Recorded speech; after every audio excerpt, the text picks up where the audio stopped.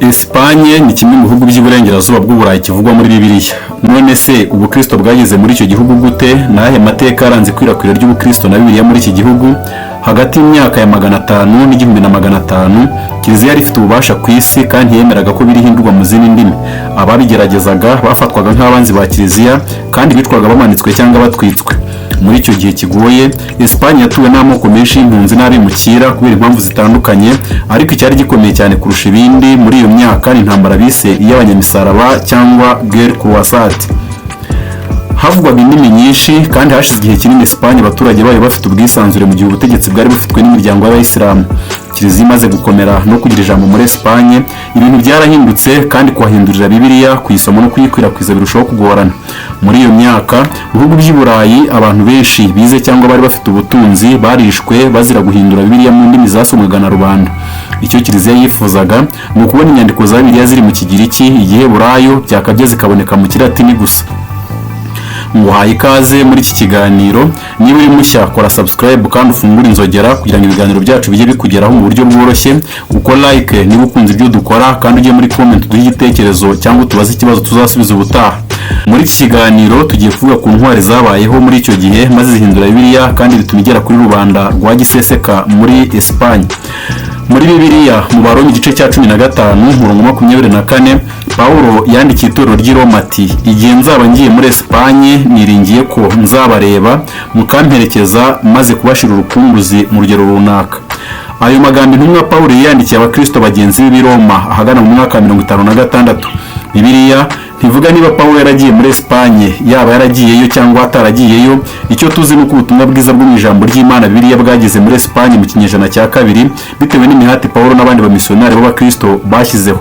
Mu gihe gito imiryango y'abakristo yatangiye kuba myinshi muri Espagne bitewe no kwimuka abantu bashaka ubutunzi cyangwa ku mpamvu z'ubucuruzi. Hagati y'umwaka wa 500 n'umwaka w'1500 hari abimukaga bitewe no guhunga ibitotezo kuko bari abakristo, ariko benshi bahungaga bitewe n'intambara za hato na hato zakundaga kuba hagati y'abakristo, abisilamu cyangwa indi miryango kubera guhatanira kwigarura uduce tunini kurushaho. Ibyo byatumye abaturage b'icyo gihugu cya Espagne bakenera Bibiliya ihinduye mu Kilatini kuko nibwo ururimi rwavugwaga n'abantu benshi rugakoreshwa mu bucuruzi no mu butegetsi. Iyo Bibiliya yari ikenewe kuko mu kinyejana cya 2 Espagne yari imaze igihe itegekwa n'Abaroma kandi Kilatini kikaba cyarakoreshwaga cyane mu bwami bugari bwa Roma. Abakristo ba mbere bo muri Espagne bahinduye Bibiliya zitandukanye mu rurimi rw'Ikilatini zizwi ku izina rya Vetus Latina Hispana. Izo Bibiliya zamaze imyaka myinshi zikoreshwa muri Espagne mbere y'uko intiti mu bya Bibiliya yitwa Jerome arangiza guhindura Bibiliya yo mu rurimi rw'Ikilatini izwi cyane yitwa Vulgate mu ntangiriro z'ikinyejana cya 5. Bibiliya yahinduwe na Jerome kuyihindura yayirangirije i Bethlehem muri Palestina. Yageze muri Espagne mu gihe gito cyane. Igihe Lusinius wari umwigishwa wa Bibiliya urangwa n'ishyaka yamenyaga ko Jerome arimo ahindura Bibiliya mu Kilatini, yifuje gutunga iyo Bibiliya nshya vuba uko bishoboka kose. Yohereje i Bethlehem abandukuzi 3 kugira ngo bandukure umwandiko w'iyo Bibiliya maze bawujyane muri Espagne.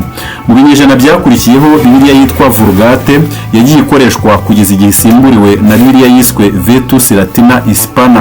Izo Bibiliya zo mu rurimi rw'Ikilatini zafashije abaturage bo muri Espagne gusoma Bibiliya no gusobanukirwa ubutumwa buyikubiyemo. Ariko igihe ubwami bwa Roma bwahirimaga hari hakenewe Bibiliya zo mu ndimi zitandukanye. Mu kinyejana cya 5 Abagoti n'andi moko akomoka mu Budage bigaruriye Espagne maze muri icyo gihugu hatangira kuvuga urundi rurimi ari rwo rw'Ikigoti. Abahigaruriye bari mu idini rya Gikristo ritemera inyigisho y'ubutatu yitiriwe Arius. Nanone bari bafite Bibiliya yabo yo mu rurimi rw'Ikigoti yitwaga Ulfilas. Iyo Bibiliya yakoreshejwe muri Espagne kugeza mu mpera z'ikinyejana cya 6 igihe umwami w'Abagoti witwaga Ricared yavaga mu idini rya Arius agahinduka umukatolika. Yategetse ko ibitabo by'iryo dini byose bikusanywa bigatwikwa, hakuyemo n'iyo Bibiliya yitwaga Ulfilas. Ibyo byatumye inyandiko zose zo mu rurimi rw'Ikigoti zibagirana muri Espagne. Icyakora no muri icyo gihe ijambo ry'Imana ryakomeje gukwirakwira muri Espagne. Uretse ururimi rw'Ikigoti muri icyo gihugu hari hakivuga urundi rurimi rwarushamikiye ku Kilatini ari narwo rwaje gukomokwaho n'izindi ndimi zavugwaga ku mwigimbakirwa wa Iberi.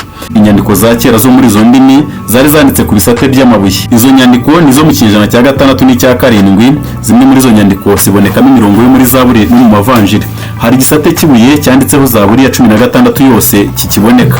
Kuba hariho imirongo y'ibyanditswe yari yanditswe ku mabuye byerekana ko icyo gihe abantu bo muri rubanda kuba hariho imirongo y'ibyanditswe yari yanditswe ku mabuye byerekana ko icyo gihe abantu bo muri rubanda bandukuraga ijambo ry'Imana kandi bakarisoma ndetse babikunze cyane. Uko bigaragara, abarimu bahaga abanyeshuri bigaga gusoma no kwandika imyitozo yo kwandika imirongo yo muri Bibiliya. Ibyo bikemeza ko Bibiliya yari yarinjiye mu buzima busanzwe mu baturage bo muri Espagne. Ibisate by'amabuye bandikagaho byari bihendutse ugeranije n'impu zakoreshwaga n'abihaye Imana bandikaga Bibiliya zirimo amashusho hagati y'ikinyejana cya 5 n'icya 15. Imwe muri Bibiliya nziza cyane irimo amashusho iboneka muri kiliziya ya San Isidore mu mujyi wa León muri Espagne. Iyo Bibiliya yo mu mwaka wa 960 ifite impapuro 516 zifite santimetero 47 kuri santimetero 34, ikaba ipima ibiro 18. Hari indi Bibiliya nk'iyo mwaka wa 2020 iboneka mu isomero ry'i Vatican, ikaba yitwa Bibiliya ya Ripoll. Ni imwe muri Bibiliya zifite amashusho menshi zo hagati y'ikinyejana cya 5 n'icya 15. Kugira ngo uwihaye Imana yandike Bibiliya nk'iyo yashoboraga kumara umunsi wose yandika inyuguti imwe cyangwa akamara icyumweru cyose yandika umutwe muto wo hejuru ku ipaji. Icyakora nubwo izo Bibiliya ari iz'agaciro kenshi, nta ruhare rugaragara zagize mu gukwirakwiza ubutumwa bwo mu ijambo ry'Imana mu baturage.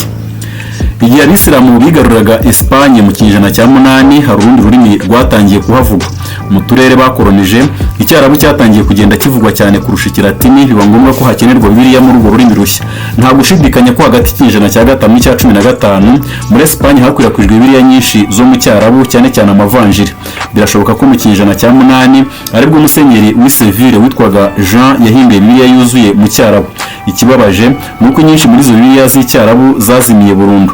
Igice cya Bibiliya kigizwe n'amavanjiri cyahinduwe mu Cyarabu mu kinyejana cya 10 rwagati, kiboneka muri katedrali ya León muri Espagne. Ahagana mu kinyejana cya 15 igikastiliyani aricyo cy'Espanyol cyatangiye gukoreshwa ku mwigimbakirwa wa Iberi. Urwo rurimi rushya rwari kuzagira uruhare rukomeye mu gukwirakwiza ijambo ry'Imana. Umwandiko wa mbere wa Bibiliya uhinduye mu cy'Espanyol wabonetse mu nyandiko yiswe La Fazienda do Ilitala Mar, bisobanuye ngo byakorewe hakurya y'inyanja. Iyo nyandiko niyo mu ntango z'ikinyejana cya 13.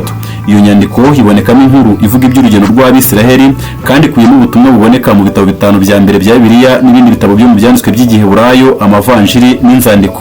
Icyakora abayobozi ba Kiliziya ntibishimiye Bibiliya. Konsile y'i Tarragona yo mu mwaka wa 1234 yategetse ko ibitabo byose bigize Bibiliya biri mu rurimi rw'Icyesipanyol bishyikirizwa umuyobozi w'idini kugira ngo bitwikwe. Igishimishije ni uko iryo tegeko ritigeze rihagarika umurimo wo guhindura Bibiliya waje gukorwa nyuma. Bavuga ko umwami Alfonso wa 10 wategetse Espagne kuva mu mwaka wa 1252 kugeza 1284 ari nawe watangije Icyesipanyol cyanditse. Yifuzaga ko ibyanditswe bihindurwa muri ubu rurimi rushya kandi yarabishyigikiye. Icyo gihe muri Bibiliya zo mu Cyesipanyol zahinduwe harimo Bibiliya yabanjirije izindi yitiriwe Alphonse n'indi yitiriwe Alphonse yasohotse nyuma yaho gato, ari nayo Bibiliya nini yo mu Cyesipanyol y'icyo gihe. Izo Bibiliya zombi zagize uruhare mu gutuma ururimi rw'Icyesipanyol rwari rukivuka rushinga imizi kandi rutera imbere. Muri iki gihe Icyesipanyol ni ururimi kavukire rw'abantu bagera kuri 540,000. Intiti yitwa Thomas Montgomery yagize ikivuga kuri iyo Bibiliya yabanjirije izindi yitiriwe Alphonse agira ati: uwahinduye Bibiliya yasohoye igitabo gihinduye neza kandi cyumvikana, gikoresha imvugo yoroheje kandi yumvikana kandi ikenewe muri Bibiliya igenewe abantu batazi neza Ikilatini. Icyakora izo Bibiliya za mbere z'Icyesipanyol zahinduwe bahereye kuri ya Bibiliya y'Ikilatini ya Vulgate aho guhera ku ndimi z'umwimerere. Guhera mu kinyejana cya 14 intiti z'Abayahudi zahinduye ibyanditswe by'Igiheburayo mu Cyesipanyol zihereye ku mwandiko w'Igiheburayo. Icyo gihe igihugu cya Espagne nicyo gihugu cy'Uburayi cyari gituwe n'Abayahudi benshi, kandi abahinduzi b'Abayahudi bashoboraga kubona inyandiko nziza z'Igiheburayo zandikishwa intoki bashoboraga kwifashisha bahindura Bibiliya. Imwe muri izo Bibiliya nziza cyane ni Bibiliya ya Alba yarangije kwandikwa mu kinyejana cya 15. Umwespanyol uzwi cyane kandi wari ukomeye witwa Luis do Guzman yasabye Rabbi Moises Alaguer ko yahindura Bibiliya mu Cyesipanyol cy'umwimerere. Yatanze impamvu ebyiri zigaragaza ko iyo Bibiliya nshya yari ikenewe. Impamvu ya mbere ni uko Bibiliya ziboneka mu rurimi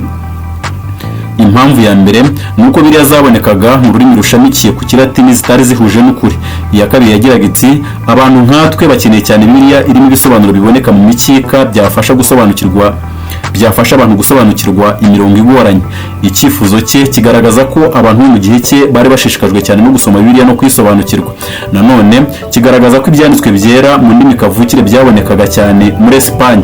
Abo bahinduzi n'abandukuzi bo hagati y'ikinyejana cya 5 n'icya 16 bafashije abaturage bize bo muri Espagne gusoma Bibiliya mu rurimi rwabo bitabagoye, kandi icyo gihe Bibiliya nicyo cyari igitabo cy'ibanze cyatumaga abantu bashishikarira gusoma. Ibyo nibyo byatumye umuhanga mu by'amateka witwa Joan Orts Gonzalez avuga ko Abespanyol bari bazi Bibiliya kurusha Abadage cyangwa Abongereza mbere y'igihe cya Luther. Icyakora ahagana mu mpera z'ikinyejana cya 15 urukiko rwa Kiliziya rwo muri Espagne rwasohoye itegeko ribuzanye guhindura cyangwa gutunga ibyanditswe mu rurimi kavukire urwo ari rwo rwose. Icyo gihe Bibiliya yamaze igihe kirekire idakoreshwa muri Espagne, iza kongera gukoreshwa nyuma y'ibinyejana bitatu.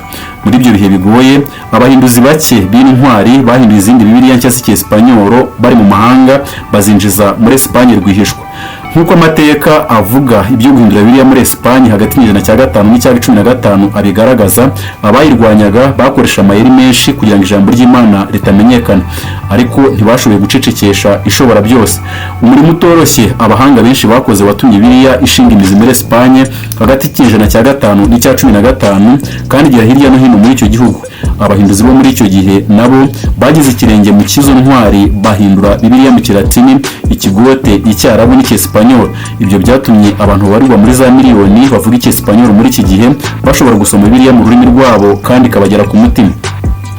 Dore izindi Bibiliya zahinduwe mu ndimi zitandukanye muri Espagne. Ururimi rw'Igikatalani. Bibiliya yahinduwe muri ubu rurimi mu kinyejana cya 13. Kimwe mu bice byayo cyari kigizwe n'imirongo y'ibyanditswe yanditswe nk'ibisigo kugira ngo bifashe abasomyi kuyifata mu mutwe. Nanone hagati y'umwaka w'1287 n'igihumbi Jaume de Montjuich yahinduye Bibiliya yuzuye mu Gikatalani abisabwe n'umwami Alphonse wa kabiri wategekaga Catalogne na Aragon. Urundi rurimi ni Ikivalencia. Mu kinyejana cya 15 Bonifacio Ferrer yahinduye Bibiliya mu Kivalencia icapwa mu mwaka w'1878. Iyo Bibiliya niyo ya mbere yacapiwe muri Espagne. Ikibabaje ni uko urukiko rwa Kiliziya rwategetse ko izo Bibiliya zose zitwikwa ku buryo harokotse ipaji ya nyuma yonyine. Iyo paji iboneka mu bubiko bw'ibintu biranga umuco w'Abespanyolo iri mu mujyi wa New York muri Amerika. Urundi rurimi ni Ikibasike.